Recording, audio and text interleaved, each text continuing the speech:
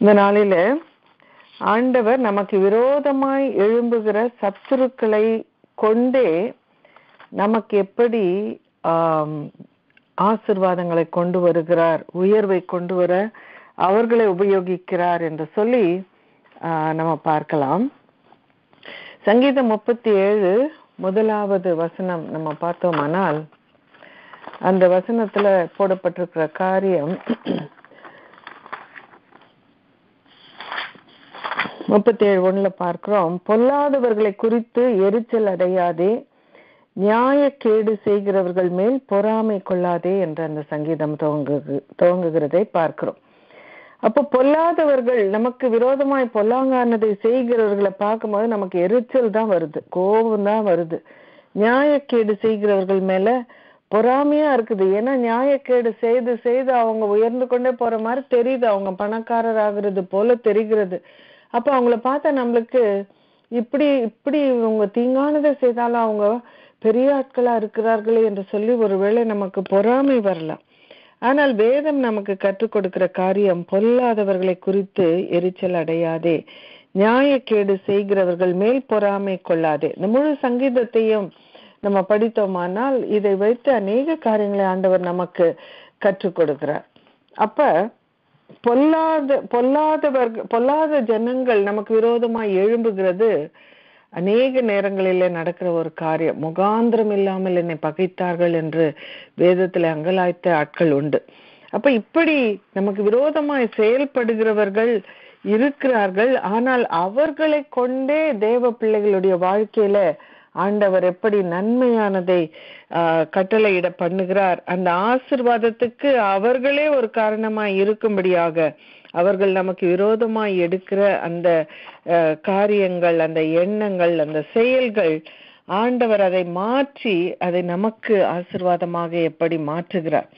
அப்படி மாற்றுகிற ஒரு தேவன் நம்மோட கூட இருக்கும்பொழுது அந்த சங்கீதம் சொல்லுகிறதை போல நம்ம என்ன செய்ய வேண்டியதில்லை, பொல்லாதவர்களை பார்த்து நம்ம எரிச்சல் அடைய வேண்டியதில்லை, நியாயக்கேடு செய்கிறவர்களை பார்த்து நம்ம பொறாமை கொள்ள வேண்டியதில்லை என்று இந்த பைபிள் ஸ்டடிக்கு அப்புறமா நிஜமாகவே நம்ம அதை புரிந்து கொள்ள முடியும், அதை நம்ம ஏற்றுக்கொள்ள முடியும். நம்மளுடைய ஆவியிலே அந்த தைரியம் வந்துவிடும், கர்த்தர் என்னோட இருப்பாரானால் எனக்கு விரோதமாய் எழும்புபவன் யார் என்று சொல்லி நம்ம தைரியமாக நம்ம இருக்க நமக்கு அது ஒரு பெரிய ஒரு விசுவாசத்தை கொண்டு வரும். யோசிப்புடைய வாழ்க்கையை நம்ம பார்த்தோமானால் அது ஒரு ரொம்ப சொந்த சகோதரர்களால் அவன் பட்ட பாடு மிக மிக மிக அதிகமாக இருந்தது. அப்ப ஆதியாகமம் 37வது அதிகாரத்துல நம்ம பார்க்கும் பொழுது யோசேப்பு தன்னுடைய சகோதரர்களால அவன் பகைக்கப்பட்டான் என்று வேதம் சொல்லுகிறது. அவர்கள் அவனோட பட்சமாய் பேசாமல் அவனை பகைத்தார்கள் என்று 4வது வசனத்துல நம்ம பார்க்கிறோம். அந்த பிள்ளைகிட்ட, அந்த பையன்கிட்ட, தம்பி கிட்ட அவங்க ஒரு சந்தோஷமா கூட பேசக்கூட மாட்டாங்க, அந்த அளவுக்கு அவனை பகைத்தார்கள் என்று சொல்லி வேதத்துல போடப்பட்டிருக்கிறதை நம்ம பார்க்கிறோம். சொந்த சகோதரர்கள் இந்த அளவுக்கு விரோதமாய் எழும்புவார்களா என்று சொல்லி யோசிக்க கூடிய அளவுக்கு இந்த சகோதரர்களுடைய ஒரு துன்மார்க்கமும் அந்த யோசேப்புக்கு விரோதமாக அவர்கள் எழும்பி செய்த செயல்களும் இருக்கிறதை நம்ம பார்க்கிறோம். ஏன் அவனை அவர்கள் பகைத்தார்கள் என்று பார்த்தோமானால் அங்கே பார்க்கிறோம், ராகேலின் முதல் குமாரனாக யோசேப்பு இருந்ததினாலே அந்த தகப்பனாகிய யாக்கோபு யோசேப்பை மிகவும் நேசித்திருந்தான். யாக்கோபுக்கு ராகேலை தான் திருமணம் செய்ய வேண்டும் என்ற விருப்பம். ஆனால் அவர்கள் என்ன செய்யறார், அந்த தகப்பன் என்ன செய்யறார், லேயாளை முதலாக அவருக்கு திருமணம் செய்து வைத்து விடுகிறார். அதற்கு பிறகு 7 வருஷம் கஷ்டப்பட்டு வேலை செய்து ராகேலையும் அவன் திருமணம் செய்கிறான். ஆனால் ராகேலுக்கு அநேக வருடங்கள் பிள்ளைகள் இல்லாமல் இருந்தது. அப்போ அவ்வளோ நாள் காத்திருந்து எனக்கு பிரியமான மனைவி மூலமாக எனக்கு கிடைக்க போற இந்த பிள்ளை என்று சொல்லி அவன் காத்திருந்து பெற்ற பிள்ளை தான் யோசேப்பு. அதனாலே யோசேப்பின் மேலே அவனுக்கு ஒரு பெரிய ஒரு பிரியம் இருந்ததை, அவன் அதிகமாய் அவனை நேசித்ததை வேதம் சுட்டி காண்பிக்கிறதை நம்ம பார்க்கிறோம். அது இல்லாமல் ராகேல் மரித்து விடுகிறாள். ராகேல் மரித்த பிறகு, ஐயோ இந்த பிள்ளைங்களுக்கு நான் தானே இருக்கிறேன், இந்த பிள்ளைங்களுக்கு அம்மா கூட இல்லையே, நான் இவங்களுக்கு இன்னும் எல்லாத்தையும் நான் உங்களுக்கு ப்ரொவைட் பண்ணணும் அப்படின்னு சொல்லிட்டு, ஒருவேளை அவன் அந்த பிள்ளைகளை கொஞ்சம் கூட அன்பு காண்பித்து, கொஞ்சம் கூட அவர்களை அரவணைத்து, ஒரு கொஞ்சம் வித்தியாசத்தை அவன் இருக்கிறதை மற்ற பிள்ளைகள் பார்த்தபோது அவர்கள் பொறாமை கொண்டார்கள் என்று சொல்லி வேதம் சொல்கிறது. அவன் முதிர் வயதிலே பிறந்தவனாக அவன் இருந்ததினாலே தகப்பன் அவனை அதிகமாய் நேசித்தான் என்று 3வது வசனம் சொல்கிறது. முதிர் வயதிலே பிறந்த ஒரு குமாரனாக இருந்ததினாலே யோசேப்பை அவன் அதிகமாக நேசித்து அவனுக்கு பல வர்ணமான அங்கியை அவன் செய்வித்தான் என்று வேதம் சொல்லுகிறதை பார்க்கிறோம். இதுல யோசேப்புடைய தவறு ஏதாவது இருக்கிறதா என்று பார்த்தால் அவன் எந்த தவறும் செய்யவே இல்லை. சகோதரர்களுக்கு விரோதமாக அவன் எந்த காரியத்தையும் செய்யவில்லை. இந்த சகோதரர்கள் அவனை இந்த அளவுக்கு வெறுக்கிறதற்கு யோசேப்பு எந்த ஒரு காரணத்தையும் அவன் கொடுக்கவில்லை என்று சொல்லி நம்ம பார்க்கிறோம். 2வது வசனத்தை நீங்க பாத்தீங்கன்னா 37வது அதிகாரம் 2வது வசனத்துல அவன் தன் சகோதரர்களுடைய துன்மார்க்கத்தை தன் தகப்பனுக்கு சொல்லி வருவான். அது அவர்களுக்கு பெரிய பிரச்சனையாகிவிட்டது. பாருங்க, ஒரு உண்மையான ஒரு காரியத்தை அவன் செய்கிறான். தன் சகோதரர்கள் துன்மார்க்கமாய் வாழ்கிறார்கள் என்று சொல்லி கண்டபொழுது அதை தகப்பனுக்கு அறிவிக்கிறான். தகப்பன் ஒருவேளை அவர்களுக்கு புத்தி சொல்லி அவர்கள் திருந்த வழி இருக்கிறது, அதனால அவன் சொன்னது ஒரு நல்ல காரியமாக இருக்கிறது. ஆனால் அதற்காக அவர்கள் அவனை பகைத்தார்கள் என்று சொல்லி பார்க்கிறோம். தகப்பன் அதிகமாக நேசித்ததினாலே அவர்கள் பகைத்தார்கள் என்று பார்க்கிறோம். யோசேப்பு சின்ன வயதிலேயே சொப்பனம் காண்கிறவராக இருந்தார். அது ஆண்டவர் அவருக்கு கொடுத்த ஒரு வரமாக இருக்கிறது. அந்த வரத்தின் மூலமாக அவனுக்கு வருகிற அந்த பிற்காலத்தில் நடக்க போகிற காரியங்களை ஆண்டவர் சொப்பனத்தின் மூலமாக யோசேப்புக்கு காண்பித்தார். அவன் சிறுவனாக இருந்ததினாலே அவன் அதை எல்லாரிடத்துல சொல்லுகிறான், சகோதரர்களிடத்துல சொல்லுகிறான், தாய் தகப்பன் இடத்துல சொல்லுகிறான். அப்ப அந்த சொப்பனம் கேட்டபொழுது அவர்கள் இன்னும் அதிகமாய் அவனை பகைத்தார்கள் என்று பார்க்கிறோம். ஏனென்றால் அந்த சொப்பனம் என்ன காண்பித்தது? அந்த யோசேப்பின் அரிக்கட்டுகளை தங்கள் சகோதரர்களுடைய அரிக்கட்டுகள் வணங்கி நிற்கிறது என்கிறதை ஆண்டவர் சொப்பனத்துல காண்பித்தார். அதை கேட்ட பொழுது எல்லாரும் அவனை விட பெரியவங்க, பெஞ்சமினை தவிர மற்ற எல்லாரும் யோசேப்பை விட வயதில பெரியவர்களாக இருந்ததுனால, நாங்கள் எப்படி உன்னை வணங்கி நிற்போம், உனக்கு எவ்வளவு ஒரு தைரியம் தான் அதை நீ சொல்லுவேன்னு சொல்லிட்டு அவங்க என்ன செய்யறாங்க, அந்த வார்த்தைகளின் நிமித்தம், அந்த சொப்பனங்கள் நிமித்தம் அவனை இன்னும் அதிகமாய் பகைத்தார்கள் என்று வேதம் சொல்கிறது. அப்ப பாருங்க, செய்யாத தவறுக்காக யோசேப்பு பகைக்கப்படுகிறான் என்று சொல்லி இந்த இடத்துல நம்ம பார்க்கிறோம். அவர்கள் அவன் மீது பொறாமை கொண்டார்கள் என்று பார்க்கிறோம். தகப்பன் அந்த சொப்பனத்தெல்லாம் கேட்டார், ஆனா அவர் அதை மனதிலே வைத்துக் கொள்ளுகிறார். ஆனால் இந்த சகோதரர்களால் அதை ஏற்றுக்கொள்ளவே முடியவில்லை. அவர்கள் அவன் மேல் பொறாமை கொண்டார்கள், அவனை அதிகமாய் பகைத்தார்கள் என்று சொல்லி அந்த சூழ்நிலையை, அந்த அதிகாரம், அந்த ஃபேமிலியில அந்த சிச்சுவேஷன் எப்படி இருக்கிறது, யோசேப்பு எப்படி நடத்தப்படுகிறான், சகோதரர்களின் நினைவுகள் எப்படி இருக்கிறது என்று சொல்லி வேதம் காண்பிக்கிறதை பார்க்கிறோம். இந்த பெரிய சகோதரர்கள் எல்லாம் ஆடுகளை மேய்க்கும்படியாக, அவர் தூரத்திலே போய் ஆடுகளை மேய்க்கும்படியாக போயிருந்த ஒரு காலத்துல தகப்பன் யோசேப்பை அழைத்து, நீ போய் சேமம் எப்படி என்று அறிந்து வர வேண்டும் என்று சொல்லி அவனை அனுப்புகிறார். அவன் இதோ போகிறேன் என்று சொல்லுகிறான் என்று வேதம் சொல்லுகிறது. அப்ப பாருங்க, யோசேப்பு எவ்வளவோ நல்ல பிள்ளையா இருக்கிறான்.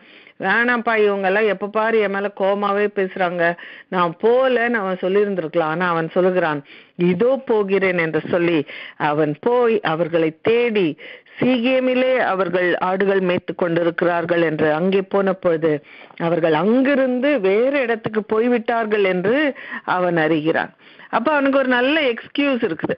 நான் போனேன்ப்பா, அவங்க காணோம், அவங்க எங்க போனாங்கன்னு எனக்கு தெரியல, நான் திரும்பி வந்துட்டேன்னு சொன்னா தகப்ப ஒண்ணுமே சொல்ல மாட்டார், ஒண்ணுமே சொல்ல முடியாது. எங்கன்னு தெரியாம அந்த பிள்ளை எங்க போகும், அதனால வந்துட்டான் பரவாயில்லன்னு தான் சொல்வார். ஆனாலும் அவன் கண்டுபிடித்து மற்றவர்களை விசாரித்து தோத்தானிலே இருக்கிறார்கள் என்று அறிந்து அவன் அதுவரை அவர்களை தேடி சென்று அவர்களை பார்க்க போகும் பொழுது அந்த சகோதரர்கள் அவனை தூரத்தில் வர கண்டு அவன் தங்களுக்கு சமீபமாய் வரும் முன்னே அவனை கொலை செய்யும்படி சதி யோசனை பண்ணி ஒருவரை ஒருவர் நோக்கி, இதோ சொப்பனக்காரன் வருகிறான், நாம் அவனை கொன்று இந்த குழிகள் ஒன்றிலே அவனை போட்டு ஒரு துஷ்ட மிருகம் அவனை பட்சித்தது என்று சொல்லுவோம், வாருங்கள் அவனுடைய சொப்பனங்கள் எப்படி முடியும் என்று பார்ப்போம் என்றார்கள்.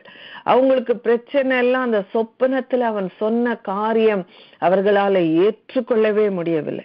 அது ஏதோ இவன் பர்சனலா ஏதோ ஒரு காரியத்தை அவனே இமேஜின் பண்ணி இவங்களை இரிட்டேட் பண்றதுக்காக நீங்க எல்லாம் என் கால்குள்ள இருப்பீங்கன்னு அவன் சொன்னது போல இவர்கள் அவன் மேல ஒரு கொல்லுகிற அளவுக்கு அவர்கள் ஒரு கோபத்தை அவர்கள் தங்கள் இருதயத்திலே வைத்திருந்தார்கள் என்று பார்க்கிறோம். சொப்பனம் தேவனால் கொடுக்கப்பட்ட ஒரு காரியம். அந்த சொப்பனத்தை அவன் அவர்களுக்கு சொல்லி இருந்தான். இவர்கள் சொல்லுகிறார்கள், அவனுடைய சொப்பனங்கள் எப்படி முடியும் பார்ப்போம் என்றார்கள் என்று சொல்லி அவர்கள் பார்க்கும்போது ஆண்டவருக்கு விரோதமா தான் பேசுறாங்க. இந்த ஆண்டவர் கொடுத்த சொப்பனம் எப்படி நடக்கும் நாங்க பாக்குறோம், இவனை கொண்டுட்டா அந்த சொப்பனம் நடக்காது இல்ல, அதனால அவனை கொல்லலான்னு சொல்லிட்டு அந்த ரேசிங் தேர் ஃபிஸ்ட் அகேன்ஸ்ட் காட் என்று சொல்வார்களே, அது போல ஆண்டவர் சர்வ வல்லவர், அவர் எதையும் மாற்றி அதை அமைக்க அவராலே முடியும் என்கிறதை அறியாமல் அவர்கள் அங்கே பேசிக்கொண்டிருக்கிறதை நம்ம பார்க்கிறோம். அப்ப அவன் இன்னசென்டா போறான். இவர்களால எனக்கு ஒரு தீங்கு வரப்போகிறது என்கிறதை நினைத்து கூட பார்க்காமல் அவர்களுடைய சேமத்தை அறிந்து தகப்பனிடத்துல போய் சொல்லும்படியாக யோசேப்பு அவர்களை நோக்கி அவர்களுடைய அருகாமையிலே அவன் வருகிறதை நம்ம பார்க்கிறோம். அப்ப இந்த ரூபன் என்கிற ஒரு சகோதரன் என்ன செய்கிறான், நாம் ரத்தம் சிந்தல் ஆகாது, இவனை கொல்ல வேண்டாம், இவன் மேல் கை வையாமல் வனாந்திரத்துல இருக்கிற ஒரு குழியிலே போட்டு விடுங்கள் என்று சொல்லுகிறான். அப்ப பாருங்க, அவர்கள் இருந்த இடம் வனாந்திரம். அந்த வனாந்திரத்திலேயே அவ்வளவு ஒரு வெப்பம் இருக்கும். அதிலே ஒரு குழியிலே அவனை போட்டு விடலாம் என்று சொல்லி அங்கே அவனை உயிரோடு வைத்தால் போதும் என்று சொல்லி ரூபன் அவனை அங்கே ஓரளவுக்கு காப்பாற்றுகிறதை நம்ம பார்க்கிறோம். அவர்கள் அவன் உடுத்தி இருந்த பலவருண அங்கியை அவர்கள் கழற்றி அந்த குழியிலே அவனை போட்டார்கள். அது தண்ணீர் இல்லாத வெறுங்குழியாய் இருந்தது என்று சொல்லி வேதம் சொல்கிறது. அப்ப பாருங்க, அந்த குழியில அவனுக்கு ஒரு சொட்டு தண்ணீர் கூட கிடையாது. வனாந்திரத்திலே குழியிலே அவன் போடப்பட்டு அந்த இடத்துல ஒரு பெரிய ஒரு மோசமான ஒரு நிலைமையிலே யோசேப்பு சிக்கி இருக்கிறதை நம்ம பார்க்கிறோம். தண்ணீர் இல்லாத ஒரு குழியில தன் சொந்த சகோதரனை பொறாமையினாலும் அவன் சொன்ன சொப்பனங்கள் விருப்பம் இல்லாததினாலும் அவர்கள் போட்டு விட்டு 25வது வசனம் சொல்கிறது, பின்பு அவர்கள் போஜனம் செய்யும்படி உட்கார்ந்தார்கள் என்று வேதம் சொல்கிறது. எவ்வளவு ஒரு இருதயத்துல அவர்கள் கடினம் உள்ளவர்களாக இருந்திருக்கிறார்கள், எவ்வளவு கோல்ட் ஹார்ட்டடாக அவர்கள் இருந்திருக்கிறார்கள் என்று பார்க்கும் பொழுது உண்மையாகவே குடும்பத்துல ஒரு கூட பிறந்த சகோதரர்கள் இப்படியாக இருப்பார்களா என்று ஆச்சரியப்படத்தக்கதாக அவர்கள் செய்கைகள் அங்கே இருக்கிறதை நம்ம பார்க்கிறோம். அப்பொழுது அந்த வழியாக கீலேயாத்திலிருந்து வருகிற இஸ்மவேலருடைய கூட்டத்தாரை அவர்கள் கண்டார்கள். யூதா தன் சகோதரரை நோக்கி, இவனை கொன்று இவன் ரத்தத்தை மறைப்பதினால் லாபம் என்ன, இவனை இஸ்மவேலருக்கு விற்று போடுவோம் என்று சொல்லுகிறான். அவன் என்ன சொல்றான், உங்களுக்கு இவன் இருக்கிறது தானே பிடிக்கல, இவனை பாக்குறது தானே பிடிக்கல, அவனை கொல்ல வேண்டாம், அந்த ரத்தப்பழி நமக்கு வேண்டாம், இவனை விற்று விடலாம், நம்ம கண்ணு முன்னால் அவன் இருக்க மாட்டான், தகப்பனிடத்துல போய் இவன் மறைத்து விட்டான் என்று சொல்லி விடலாம் என்று சொல்லி அவனை விற்று விடலாம் என்று ஒரு யோசனை சொன்ன பொழுது அங்கே அந்த குழியிலிருந்து அவனை வெளியே எடுத்து அந்த இஸ்மவேலரிடத்துல அவர்கள் 20 வெள்ளிக்காசுக்கு சொந்த சகோதரனை அவர்கள் விற்று போட்டார்கள். அந்த இஸ்மவேலர் அவர்கள் யோசேப்பை எகிப்திற்கு கொண்டு போனார்கள் என்று வேதம் சொல்கிறது. ஆண்டவர் யோசேப்பின் மேல வைத்திருக்கிற ஒரு பெரிய திட்டம் என்ன, அவன் யோசேப்பு எகிப்திலே ஒரு பெரிய அதிகாரியாக அவன் வர வேண்டும். அந்த பஞ்ச காலத்திலே அந்த தேசத்துக்கு மாத்திரமல்ல, மற்ற தேசத்தில் உள்ள அநேகருக்கு அவன் காப்பாற்றுகிறவனாக, ஒரு இரட்சகனாக அவன் அந்த தேசத்திலே அவன் அதிகாரியா இருந்து அந்த பஞ்ச காலத்திலே ஜனங்களை காப்பாற்றும்படியாக அவன் பார்வோனுக்கு கீழாக அவன் கொண்டு வரப்பட வேண்டும் என்பதுதான் தேவனுடைய திட்டமாக இருந்தது.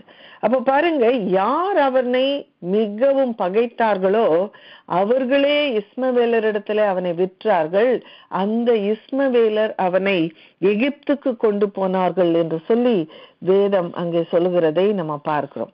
அப்ப பாருங்க, சர்வ வல்லமுள்ள தேவன் நம்மளோட கூட இருக்கும்போது நமக்கு விரோதமாய் எழும்புகிறவர்கள் நமக்கு தீங்கான காரியத்தை நினைத்தாலும் செய்தாலும் ஆண்டவர் அதே காரியத்தை, அதே அவர்களுடைய எண்ணங்களை, அவர்களுடைய திட்டங்களை ஆண்டவர் நமக்கு சாதகமாக நாம் தேவ சித்தத்தை நிறைவேற்றும்படியாக ஆண்டவர் அதை உபயோகப்படுத்தி கொள்ளுகிறார், அதை மாற்றி விடுகிறார் என்று சொல்லி இந்த இடத்துல நம்ம பார்க்கிறோம்.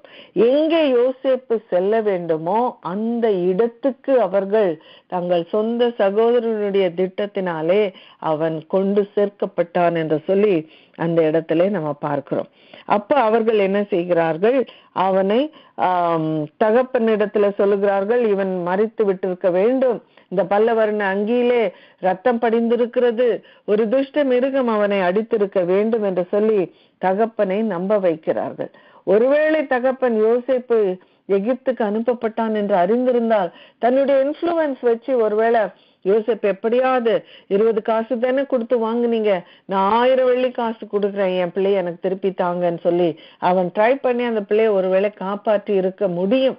ஆனா அந்த ஆப்ஷன் கூட அவருக்கு கிடைக்காமல் அவன் மரித்து விட்டான் என்று சொன்னதுனாலே அவனை காப்பாற்ற தகப்பன் எந்த ஒரு முயற்சியும் எடுக்க முடியாமல் போய்விட்டது என்று சொல்லி நம்ம பார்க்கிறோம்.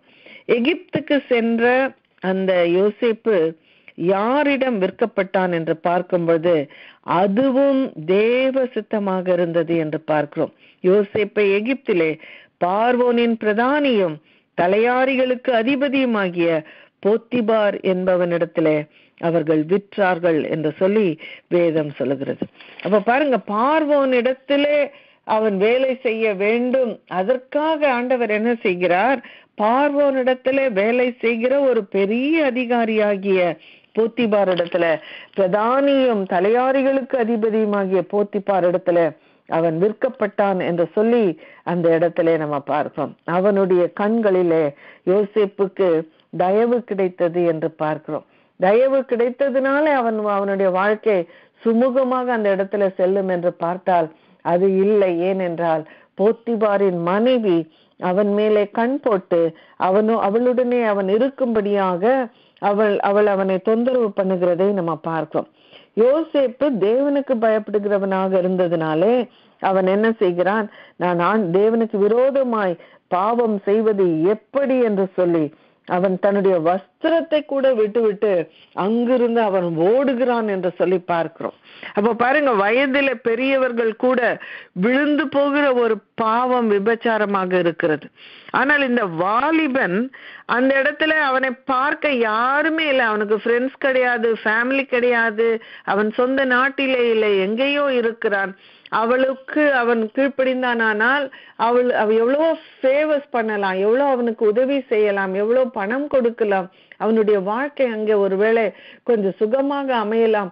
இவ்வளவு நன்மைகள் இருந்தும் அவன் தேவனுக்கு விரோதமாய் பாவம் செய்வது எப்படி என்று சொல்லி அந்த இடத்திலிருந்து ஓடுகிறதை நம்ம பார்க்கிறோம். ஆனால் அவள் கைகளிலே அவனுடைய வஸ்திரம் இருந்ததுனாலே அவள் அங்கே இருந்த வீட்டு மனிதரை கூப்பிட்டு அவனை குறித்து அவள் தவறாக சொல்லுகிறாள். கணவன் வீட்டுக்கு வரும்பொழுது அந்த போத்திபார் இடத்துல அவனை குறித்து தவறாக சொன்ன பொழுது அதுவரை அவன் மேல் தயவு வைத்த போத்திபார் அவன் மேல மிகவும் கோபம் கொண்டான். அவனுக்கு கோபம் மூண்டது என்று வேதம் சொல்லுகிறதை நம்ம பார்க்கிறோம். அது ஒரு நார்மல் ரியாக்ஷன் தான். ஒரு வைஃப் அப்படி சொல்லும் போது ஹஸ்பண்ட் அப்படிதான் ரியாக்ட் பண்ணுவார். ஆனால் அது ஒரு பெரிய பொய் என்கிறதை அவன் அறியாமல் யோசேப்பின் மேலே அவன் கோபப்பட்டான் என்று சொல்லி பார்க்கிறோம். அதனாலே அவன் சிறைச்சாலையிலே அவன் அடைக்கப்பட்டான் என்று பார்க்கிறோம். அப்ப பாருங்க, யாரிடத்துல அவன் விற்கப்பட வேண்டும் என்பதும் தேவன் தான் தீர்மானித்தார். எந்த சிறைச்சாலையிலே அவன் அடைக்கப்பட வேண்டும் என்பதையும் தேவன் தான் தீர்மானித்தார். ஏனென்றால் அது சாதாரண சிறைச்சாலை அல்ல. ராஜாவின் கட்டளையால் காவலில் வைக்கப்பட்டவர்கள் இருக்கும் சிறைச்சாலையிலே யோசேப்பை போத்திபார் ஒப்புவித்தான் என்று வேதம் சொல்கிறது. அப்ப ராஜாவோடு வேலை செய்கிறவர்கள், ராஜாவுக்கு அருகாமையில் இருக்கிறவர்கள், அவர்கள் ஏதாவது தவறு செய்தால் ராஜா அவர்களை சிறையில போட வேண்டும் என்று சொன்னால் அவர்களை வைக்கிற ஒரு தனி சிறைச்சாலை இருந்தது. அங்கே யோசேப்பும் அடைக்கப்படுகிறான் என்று பார்க்கிறோம். ஏன் இது முக்கியம் என்று பார்த்தோமானால், அவன் அந்த சிறைச்சாலையிலே இருந்ததினாலே தான் பார்வோனிடத்திலே வேலை செய்த அந்த பானபாத்திரக்காரன், பார்வோனிடத்துல வேலை செய்த அந்த சுயம்பாகி, இவர்கள் இருவரையும் அவன் சந்திக்க நேரிட்டது என்று பார்க்கிறோம். ஆண்டவர் யோசேப்பை எகிப்திலே ஒரு பெரிய அதிகாரியாக வைக்க வேண்டும் என்பது தேவ தீர்மானம். அதற்காக அவர் எப்படி அந்த மூவிங் த காயின்ஸ் என்று சொல்லுவாங்கல்ல, அந்த மாதிரி ஒவ்வொன்றையும் ஆண்டவர் எவ்வளவு அழகாக நடப்பிக்கிறார் என்று பார்க்கும் பொழுது, அவன் பாடுகள் பட்டான், எவ்வளவோ உபத்திரவப்பட்டான் என்றாலும் அதிலே தேவ கரம் அங்கே ஒவ்வொரு நிலையிலும் அவனோட கூட இருந்தது என்று பார்க்கிறோம். போத்திபாரின் கண்களிலே அவனுக்கு தயவு கிடைத்தது. சிறைச்சாலை தலைவனுடைய கண்களிலும் அவனுக்கு தயவு கிடைத்தது. சிறைச்சாலை தலைவன் சிறைச்சாலையில் வைக்கப்பட்ட யாவரையும் யோசேப்பின் கையிலே ஒப்புவித்தான் என்று வேதம் சொல்கிறது. அந்த சிறைச்சாலையில அவன் இருந்தாலும், ஒரு சிறைச்சாலையில அவன் ஒரு மேனேஜர் போல அந்த சிறைச்சாலையில கீழே இருக்கிற எல்லாரையும் அவன் கையிலே ஒப்புவிக்கப்பட்டதை அந்த இடத்துல பார்க்கிறோம். அவன் வசமாயிருந்த யாதொன்றை குறித்தும் சிறைச்சாலை தலைவன் யோசேப்பை விசாரிக்கவில்லை என்று ஒரு கொஞ்சம் ஃப்ரீடம் அவனுக்கு கொடுக்கப்பட்டது. அவன் ஒரு அதிகாரியை போல அவன் இருந்தான். மற்றவர்கள் எல்லாம் அவனுக்கு கீழே வைக்கும்படியாக சிறைச்சாலை தலைவன் தீர்மானம் பண்ணினான் என்று சொல்லி நம்ம பார்க்கும் பொழுது தேவ கரம் யோசேப்போடு அந்த சிறைச்சாலையிலும் இருந்தது என்று சொல்லி நம்ம பார்க்கிறோம். அந்த சிறைச்சாலையிலே அவன் அந்த பானபாத்திரக்காரனையும் சுயம்பாகியையும் அவன் சந்திக்கிறான். அவர்கள் கலங்கி இருக்கின்றதை பார்த்த பொழுது, ஏன் கலங்கி இருக்கிறீர்கள் என்று கேட்கிறான். அவர்கள் சொல்லுகிறார்கள், ஒரு சொப்பனத்தை நாங்கள் பார்த்தோம், அந்த சொப்பனத்தின் அர்த்தம் எங்களுக்கு தெரியவில்லை என்று சொல்லி அவர்கள் அங்கே அந்த சொப்பனத்தை அவனிடத்துல சொல்லும் பொழுது, அந்த சொப்பனங்களை விளக்குவது தேவனுடைய காரியம் அல்லவா என்று சொல்லி அவன் அந்த சொப்பனத்தை அவர்களுக்கு விளக்குகிறான். அவன் சொல்லுகிறான், சுயம்பாகி அவனை அவர்கள் தூக்கிலே போடுவார்கள். அந்த பானபாத்திரக்காரன் திரும்பவும் பார்வோனிடத்திலே வேலைக்கு அவன் சேர்வான் என்று சொல்லி அந்த இடத்துல அந்த சொப்பனத்தின் அர்த்தத்தை யோசேப்பு அவர்களுக்கு விளக்கி சொன்னான். அவர் சொன்னது போலவே நடந்தது. அந்த சுயம்பாகி தூக்கில போடப்பட்டான். அந்த பானபாத்திரக்காரன் திரும்பவும் பார்வோனிடத்திலே தான் முந்தி செய்த அதே வேலையை செய்யும்படியாக பார்வோனிடத்திலே அவன் கொண்டு சேர்க்கப்பட்டான் என்று சொல்லி நம்ம பார்க்கிறோம். அந்த பானபாத்திரக்காரனிடத்திலே யோசேப்பு சொல்லுகிறார், நீ வாழ்வடைந்திருக்கும் பொழுது என்னை நினைத்து என் மேல் தயவு வைத்து என் காரியத்தை பார்வோனுக்கு அறிவித்து இந்த இடத்திலிருந்து என்னை விடுதலை ஆக்க வேண்டும் என்று சொல்கிறார். ஏனென்றால் பார்வோன் கிட்டையே போய் அவருக்கு மிகவும் அருகாமையில வேலை செய்ய போகிற ஒரு நபராக இருந்ததினால, நான் எந்த தவறும் செய்யாமல் இங்கே வந்திருக்கிறேன், என்னை விடுதலையாக்க எனக்கு உதவி செய் என்று கேட்டுக்கொள்கிறார். செய்யற எனக்கு நீங்க சொப்பனத்தெல்லாம் விளக்கி சொன்னீங்களே, நான் கண்டிப்பா உங்களுக்கு ஹெல்ப் பண்றேன்லாம் சொல்லிட்டு போன மனுஷன் 2 வருடம் அவரை மறந்து விடுகிறான் என்று பார்க்கிறோம். பாருங்க, 2 வருஷம் ஒருத்தர் நம்ம உதவி செய்தவர்கள் உதவி செய்யக்கூடிய ஒரு நிலைமையில இருந்தும் நமக்கு உதவி செய்யவில்லை என்றால் எவ்வளவு ஃப்ரஸ்ட்ரேட்டடா இருக்கும், எவ்வளவு கோபமா வரும், எவ்வளவு எரிச்சல் வரும். ஆனால் பார்த்தோமானால் அவன் மறந்ததும் தேவ சித்தம் என்றுதான் பார்க்கிறோம். ஏனென்றால் அவன் போன உடனே பார்வன்ட்டு சொல்லியிருந்தா என்ன செய்வாங்க, ஒருவேளை அட் த மோஸ்ட் அவனை விடுதலை ஆக்கி இருப்பார்கள். நீ விடுதலை ஆக்கி நீ உன் தேசத்துக்கு வேணா போயிடுன்னு அனுப்பியிருப்பாங்க. இல்லைன்னா விடுதலையாய் நீ எங்கேயாவது போய் பொழைச்சிக்க, வேலை செய்துக்கன்னு சொல்லி எகிப்துல ஒரு சின்ன வேலையை செய்து கொண்டு அவன் வாழ்ந்திருக்கலாம். ஆனால் 2 வருடம் பானபாத்திரக்காரன் யோசேப்பை மறந்ததினாலே ஏற்ற காலத்திலே பார்வோனுக்கு அவனை குறித்து சொல்லும்படியாக ஒரு வேளை வந்தது. பார்வோன் அவன் ஒரு சொப்பனத்தை காண்கிறான். அந்த ரெண்டு முறை சொப்பனத்தை காண்கிறான், வித்தியாசமான சொப்பனங்கள். ஆனால் அதனுடைய அர்த்தத்தை அவன் தேசத்தில் இருக்கிற சாஸ்திரிகளாலும் மந்திரவாதிகளாலும் அவனுக்கு விளக்கி சொல்ல கூடாமற் போயிற்று என்று சொல்லி வேதம் சொல்லுகிறது. அப்ப பாருங்க, என்ன அவர் சொப்பனத்துல என்ன கண்டார் என்றால், அந்த சொப்பனத்திலே அழகும் புஷ்டியுமான 7 பசுக்கள் அங்கே நதி ஓரத்தில் நின்றது.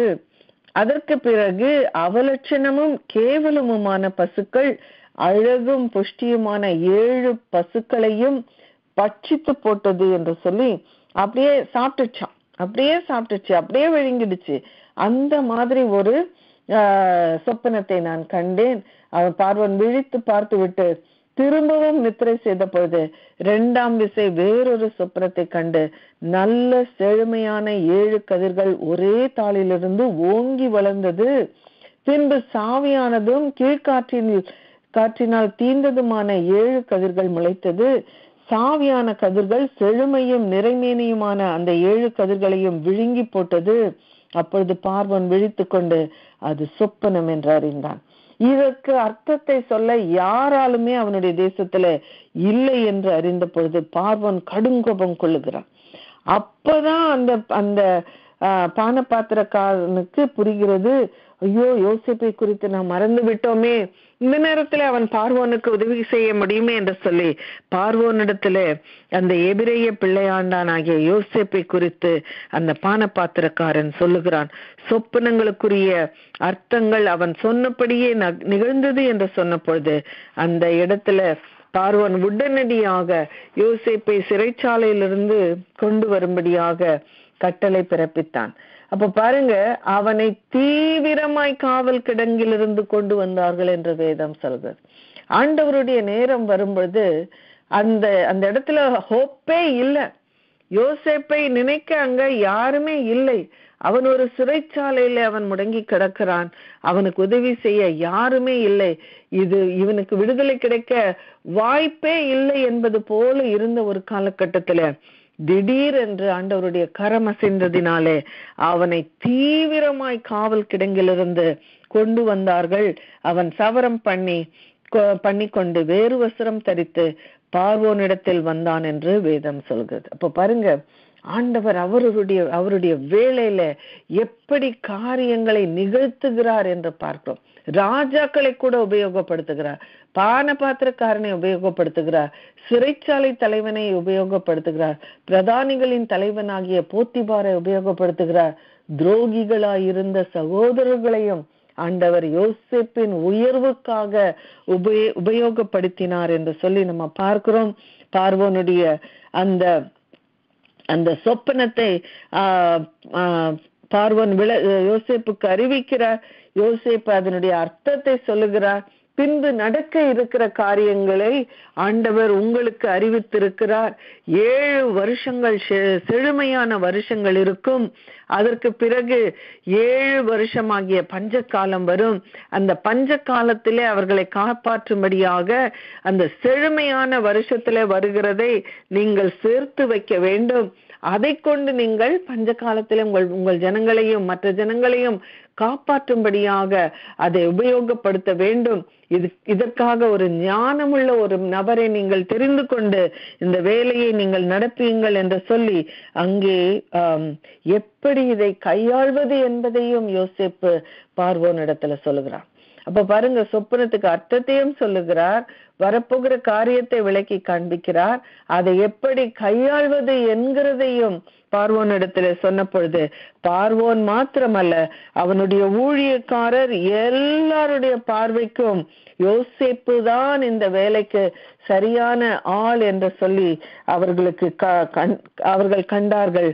யோசேப்பு பார்வோன் தன் ஊழியக்காரரை நோக்கி, தேவ ஆவியை பெற்ற இந்த மனுஷனை போல் வேறொருவன் உண்டோ என்று கேட்கும்போது அவர்களும் அதற்கு ஆமோதித்து அவனை அந்த அதிகாரியாக அவர்கள் உயர்த்தி அந்த பொசிஷனை யோசேப்புக்கு கொடுக்கிறார்கள்.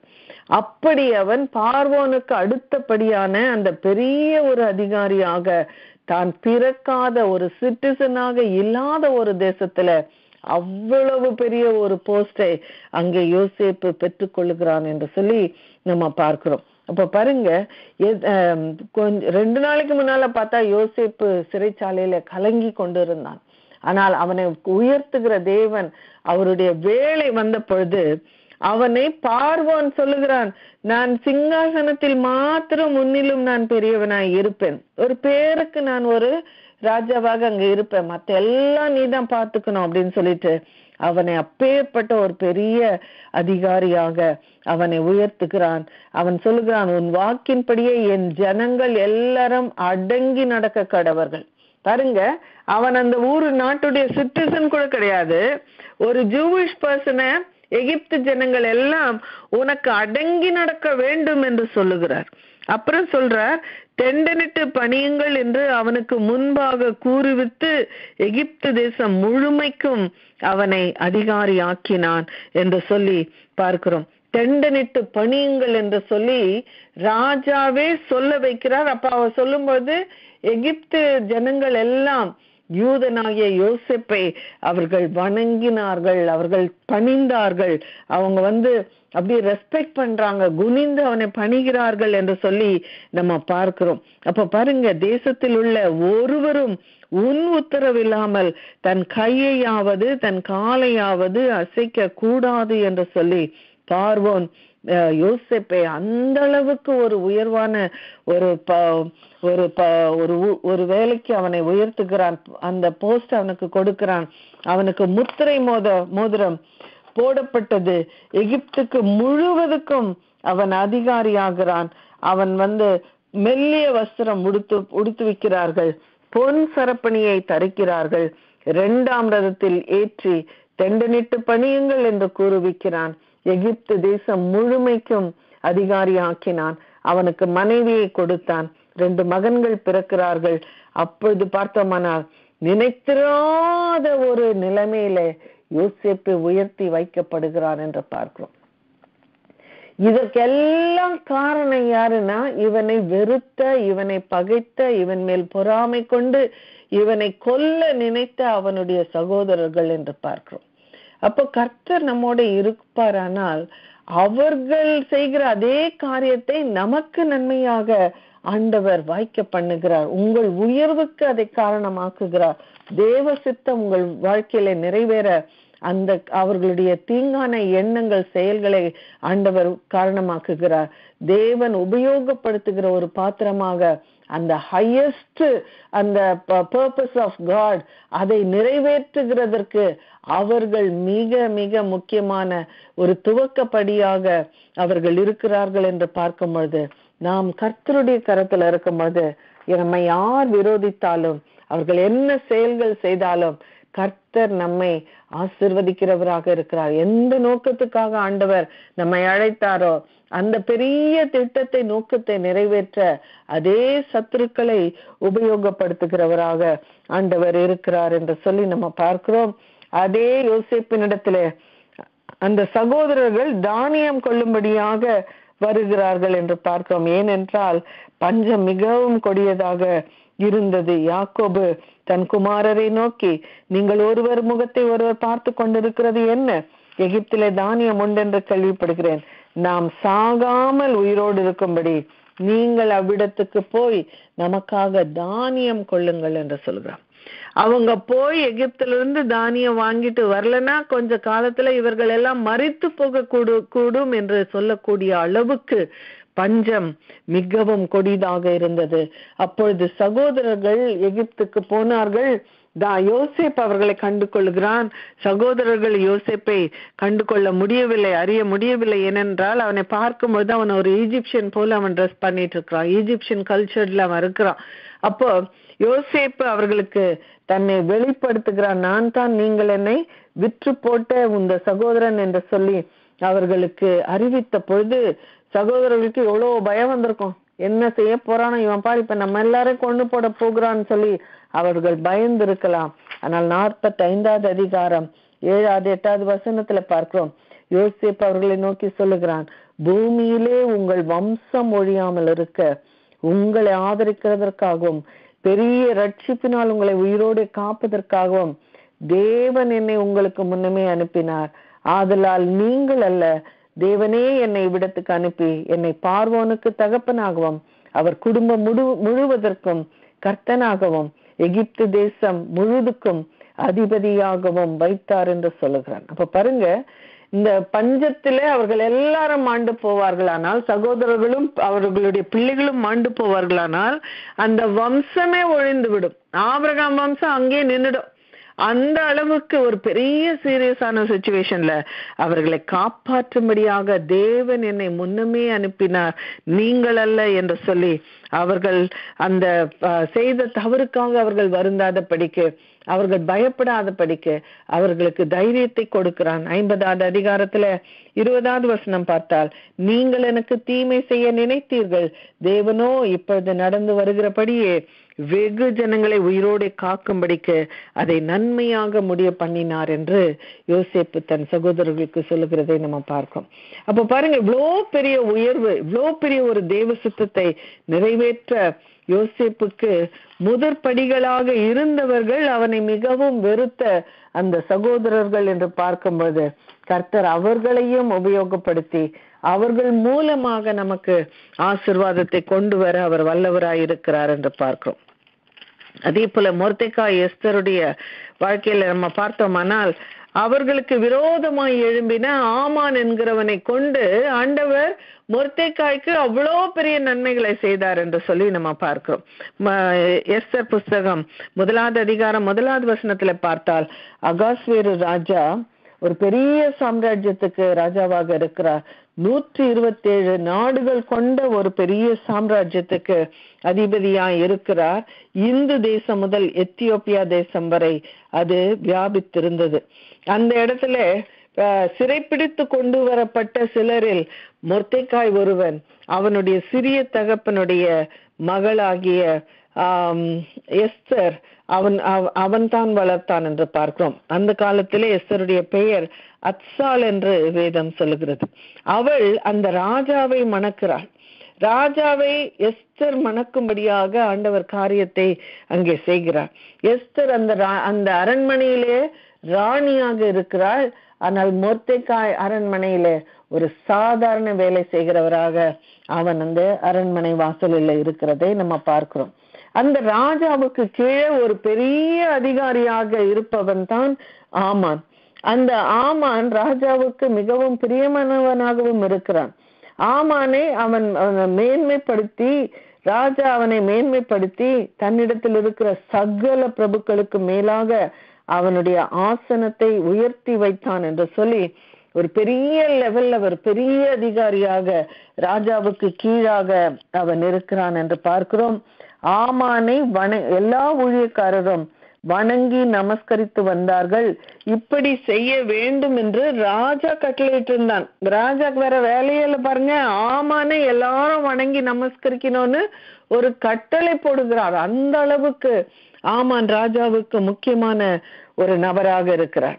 ஆனால் மொர்தெகாய் மாத்திரம் அவனை வணங்கவும் இல்லை, அவனை நமஸ்கரிக்கவும் இல்லை என்று வேதம் சொல்கிறது. எல்லாரும் ராஜ கட்டளையினால என்ன செய்யறாங்க, வேற வழியில பிடிச்சாலும் பிடிக்காட்டியும் அவனை வணங்க வேண்டும், நமஸ்கரிக்க வேண்டும் என்று சொல்லி அவனுக்கு மரியாதை செலுத்துகிறார்கள். அது எந்த அளவுக்கு இருந்தது என்றால், ஒரு கடவுளை நம்ம வணங்குவோமானால், கடவுளை நம்ம நமஸ்கரிப்போமானால் எப்படி பணிய வேண்டுமோ, எப்படி அவருக்கு ஆராதிக்க வேண்டுமோ, அது போன்ற ஒரு கைண்ட் ஆஃப் ரெஸ்பெக்ட், அந்த மாதிரி ஒரு சாதாரண ஒரு அதிகாரிக்கு கொடுக்கிற குட் மார்னிங் சார் அதோட நிறுத்துற காரியம் அல்ல. அதனால்தான் யூதனாய் இருந்த மொர்தெகாய்க்கு அது ஒரு பெரிய பிரச்சனையாக இருந்தது. ஏனென்றால் ஆண்டவரை தவிர வேற யாரையும் வணங்கக்கூடாது என்பது ஆண்டவர் கொடுத்திருக்கிற ஒரு கட்டளை. அதனால யூதனா இருக்கிற மொர்தெகாய் என்னால இதை செய்ய முடியாது, ராஜ கட்டளையா இருந்தாலும் என்னால இதை செய்ய முடியாதுன்னு அவன் ஒரு தனி நபராக அவன் அந்த இடத்துல அதற்கு கீழ்ப்படியாமல் அவன் இருக்கிறான். அப்ப பாருங்க, அநேக நேரத்துல மெஜாரிட்டியா இருந்த பலம் என்று நினைக்கிறோம். ஆனால் ஒரு நபர் தான் செய்கிறது சரி என்று அறிந்து அதற்காக நிற்கும் பொழுது ஆண்டவர் எந்த அளவுக்கு அவருக்காக துணை நிற்கிறார் என்று பார்க்கும் பொழுது அது மிகவும் உற்சாகம் கொடுக்கிற ஒரு காரியமாக அது இருக்கிறது என்று சொல்லி நம்ம பார்க்கிறோம். அப்ப பாருங்க, இந்த மொர்தெக்காய் அவனை வணங்கவில்லை என்பது ஆமானுக்கு ஒரு பெரிய ஈகோ பிரச்சனை ஆயிடுச்சு. அந்த ஈகோ பிரச்சனையில இவனை ஒரு சரியான பாடம் கற்பிக்க போகிறேன் என்று சொல்லி அவன் நினைத்து கொண்டிருக்கிற வேளையில அந்த மொர்தெக்காய் நான் யூதன் என்று சொல்லி அவர்களிடத்துல சொல்லுகிறான். ஏன் நீ வணங்குவதில்லை என்று கேட்ட பொழுது, நான் யூதன், என்னால அதை செய்ய முடியாது என்று சொல்லும் பொழுது அதை போய் சிலர் ஆமானிடத்திலே அறிவிக்கிறார்கள். இப்பொழுது ஆமானுக்கு மொர்தெக்காய் ஒரு யூதன் என்று தெரிய வருகிறது. அப்போ மொர்தெக்காய் சொல்லுகிறான், இவன் ஒருவன் மேல் கை போடுவது எனக்கு அற்ப காரியம், இவன் ஒருத்தனை கொலை பண்றது எனக்கு அற்ப காரியம். அதனால மொர்தெக்காயின் ஜனங்கள் இன்னார் என்று ஆமானுக்கு அறிவிக்கப்பட்டு படியினால் அகாஸ்வேருவின் ராஜ்யம் எங்கும் இருக்கிற யூதரை எல்லாம் சங்கரிக்க அவன் வகை தேடினான். அப்ப பாருங்க, ஒரு மனுஷனுடைய ஈகோ அந்த 127 நாடுகள் அந்த கொண்ட அந்த பெரிய சாம்ராஜ்யத்துல இருக்கிற எல்லா யூதர்கள், பெண்கள், ஆண்கள், குழந்தைகள், பெரியோர், சிறியோர் என்று எல்லாரையும் சங்கரிக்கும்படியாக அவன் அதை செய்யும்படியாக அவன் தீர்மானிக்கிறான் என்று பார்க்கிறோம். அவனுக்கு பிரச்சனை ஒரே ஒரு பர்சன் கிட்ட, ஆனா அவன் அந்த முழு குலத்தையும் நான் அழிப்பேன் என்று சொல்லி அவர்களுக்கு விரோதமாக ஆமான் எழும்புகிறதை பார்க்கிறோம். ராஜாவிடத்துல அவன் போய் சொல்லுகிறான், விகற்பமான ஒரு கூட்டத்தார் இருக்கிறார்கள், சிதறுண்டு பரம்பி இருக்கிறார்கள், அவர்கள் வழக்கங்கள் விகற்பமாயிருக்கிறது, ராஜா கட்டளை கொடுத்தால் இவர்களை அழிக்க வேண்டும் என்று சொல்லி ராஜா கட்டளை கொடுத்தார், அதை நான் செய்வேன் என்று சொல்லி அதற்காக 10,000 தாலந்து வெள்ளியை அவன் ராஜாவின் கஜானாவிலே சேர்த்தான். பாருங்க, 20 வெள்ளிக்காசுக்கு யோசேப்பை விற்கிறாங்க, 30 வெள்ளிக்காசுக்கு இயேசுவானவரை விற்கிறார்கள். ஆனால் இவன் 10,000 தாலந்து வெள்ளியை ராஜா கஜானாவிலே செலுத்தி இந்த காரியத்துக்கு அவன் ராஜாவிடத்துல ஒரு சம்மதத்தை வாங்கி அவன் வருகிறான். ராஜா என்ன செய்கிறார், தன் கையில இருக்கிற முத்திரை மோதிரத்தை எடுத்து ஆமானுடைய கையில கொடுக்கிறான். அந்த காரியத்தை அவன் எழுதி இந்த நாளிலே எல்லா யூதர்களையும் அழிக்க கொல்ல வேண்டும் என்று சொல்லி ஒரு கட்டளை பிறப்பித்து அந்த ராஜ முத்திரையை அதில் போட்டு எல்லா தேசத்துக்கும் அவன் குதிரைகள் மேலும் ஆட்களை அனுப்பியும் எல்லா அந்த 120 நாடுகளுக்கும் அவன் அந்த செய்தியை அனுப்பி நாள் குறிக்கப்பட்டிருந்தது என்று பார்க்கிறோம். அப்ப பாருங்க, யூதர்களுக்கு மனது எப்படி இருந்திருக்கும், யூதர்களுடைய நிலை எப்படி இருந்திருக்கும். அப்பொழுது மொர்தெக்காய் உபவாசித்து ரட்டுடுத்தி கொண்டு அவன் துக்கத்தோடு இருக்கிறதை பார்க்கும்போது எஸ்தர் ராஜாத்தி அவள் எந்த காரியமும் அறியாமல் இருந்திருக்கிறாள். அவனிடத்துல கேட்ட பொழுது இப்படி ஒரு பெரிய தீங்கை ஆமான் செய்ய திட்டமிட்டு அதற்கான கட்டளை பிறப்பித்திருக்கிறான் என்று சொல்லி அறிந்த பொழுது அவளும் உபவாசித்து அவள் ராஜா முன்பாக அதற்காக செயல்படும்படியாக போய் நிற்கிறாள். ராஜா ஒருவேளை அவளை ஏற்றுக்கொள்ளவில்லை என்றால் அவளை கொல்ல முடியும். ராஜா ஏற்றுக்கொள்ளாமல் ஒருவர் அவனுடைய சந்நிதியிலே வந்தால் அவர்களை கொல்ல முடியும். அது ராணியாக இருந்தாலும் அப்படிப்பட்ட ஒரு கட்டளை நிறைவேற்றப்படும் என்று அறிந்திருந்தும் அவள் போகிறாள். ராஜா அவளை ஏற்றுக்கொள்கிறான். காரியம் என்ன என்று கேட்டபோது, நான் வைக்கிற அந்த விருந்துக்கு நீரும் ஆமானும் வர வேண்டும் என்று சொல்லுகிறான். இது ஒரு மேட்டர், ஒரு டின்னருக்கு வர சொல்றதுக்கு இந்த பிள்ளை உயிரையே பணயம் வச்சு வந்து நிக்குதுன்னா ராஜாவுக்கு ஒன்றுமே புரியவில்லை. அப்போ அவன் அந்த விருந்துக்கு போகிறான். ஆமான கையிலே பிடிக்க முடியல. ராஜாவுக்கு அப்புறம் என்ன மாத்திரம் ராஜாத்தை அழைத்தார்கள் என்று சொல்லி அவன் பெருமை கொண்டிருக்கிறான், அவ்வளவு சந்தோஷப்பட்டு கொண்டிருக்கிறான். அங்கே அந்த விருந்திலே ராஜா கேட்கிறான், உன் வேண்டுதல் என்ன? இந்த ராஜ்யத்திலே பாதி கேட்டாலும் நான் கொடுப்பேன் என்று சொல்லுகிறான். ஆனாலும் ராஜாத்தி தன்னுடைய காரியத்தை வெளிப்படுத்தாமல், நான் வைக்கிற அந்த 2வது விருந்துக்கு, அந்த பேங்க்வெட்டுக்கு நீங்கள் வர வேண்டும் என்று சொல்லுகிறான். 2 பேரும் திரும்ப போகிறார்கள். ஆமானுக்கு அவ்வளவு சந்தோஷம், எனக்கு எவ்வளவு பெரிய ஒரு ரெகக்னிஷன் கிடைத்திருக்கிறது என்று சொல்லி அவன் அவ்வளவு பெருமையோட சந்தோஷத்தோட அந்த 2வது விருந்துக்கு போகிறான். ராஜா அங்கே எஸ்தரை பார்த்து கேட்கிறார், உன் வேண்டுதல் என்ன? உன் வேண்டுதலை, உன் மன்றாட்டு என்ன?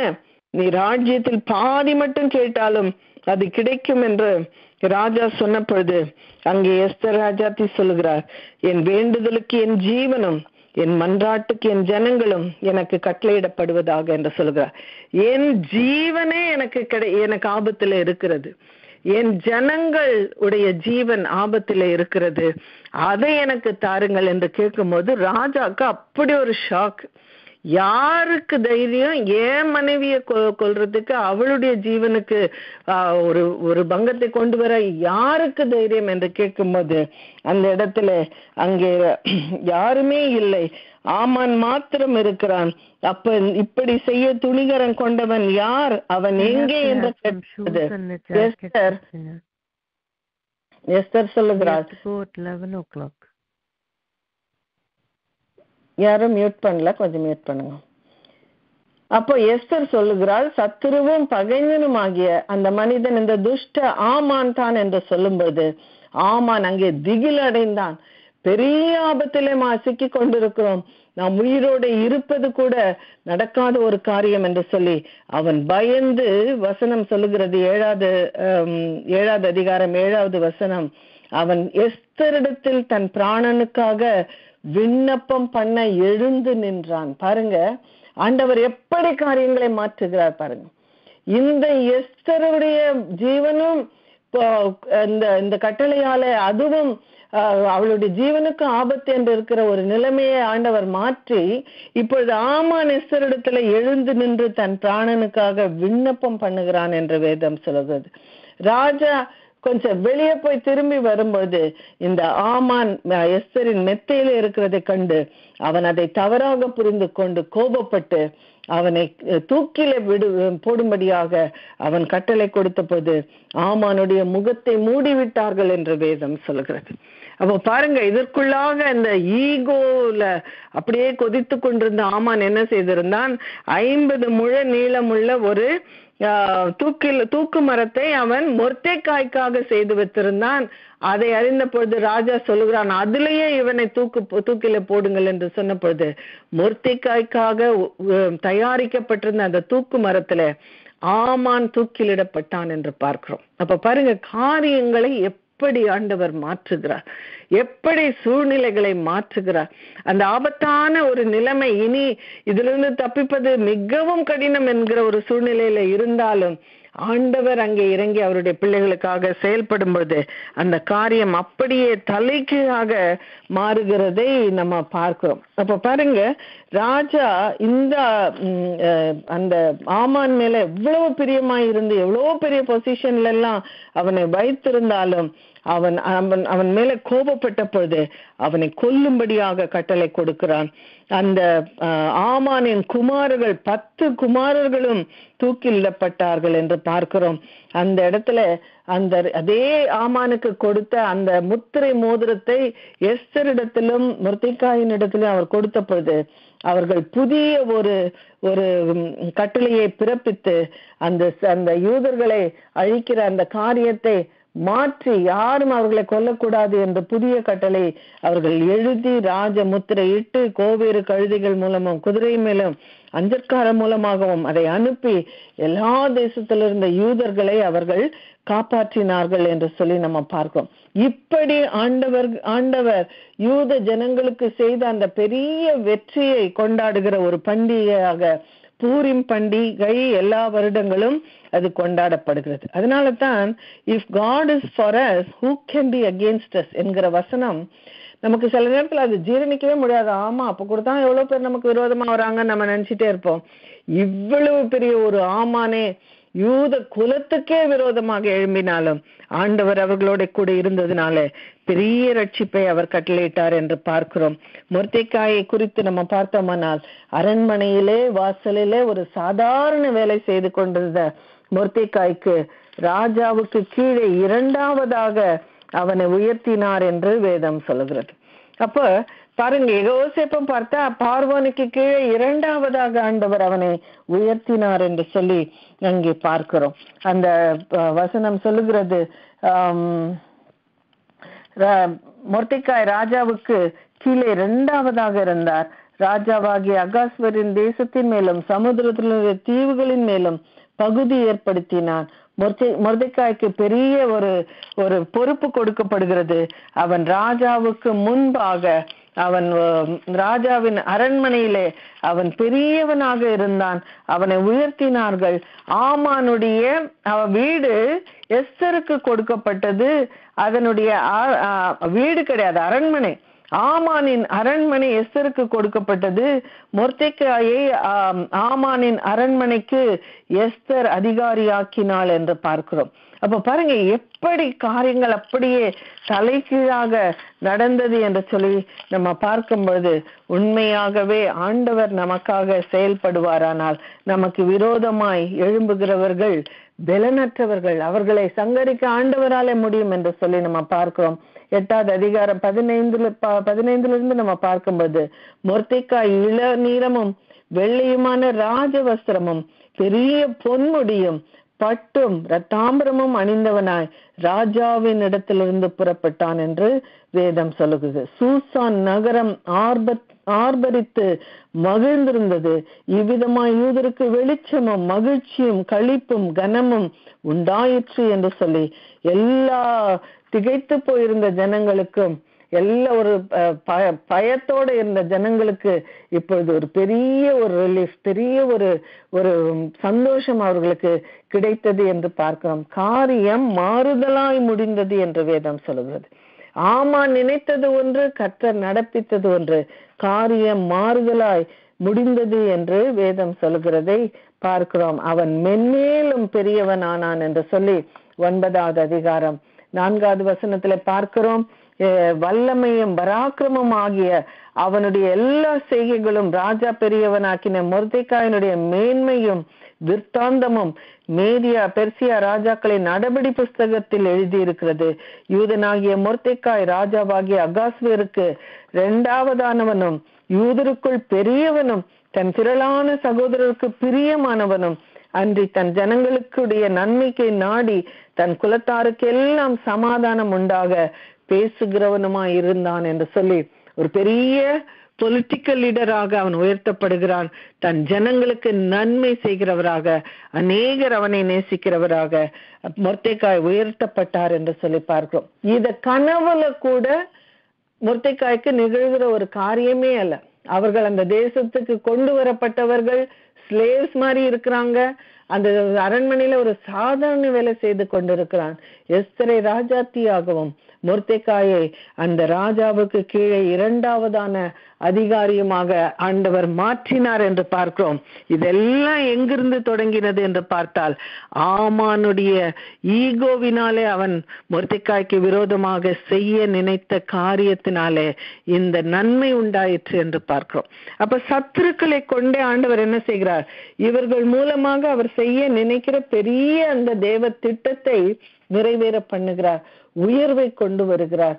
அவர்களுக்கு கிடைக்க கூடாத, நினைத்து கூட பார்க்க முடியாத ஆசீர்வாதங்களை அந்த அவர்களுக்கு விரோதமாய் செயல்படுகிறவர்கள் மூலமாகவே ஆண்டவர் செய்கிறார் என்று பார்க்கும்போது, ஆண்டவருடைய கரம் நம்மோடு இருக்குமானால் நாம் நமக்கு விரோதமாய் எழும்புகளை பார்த்து பயப்பட வேண்டியதில்லை.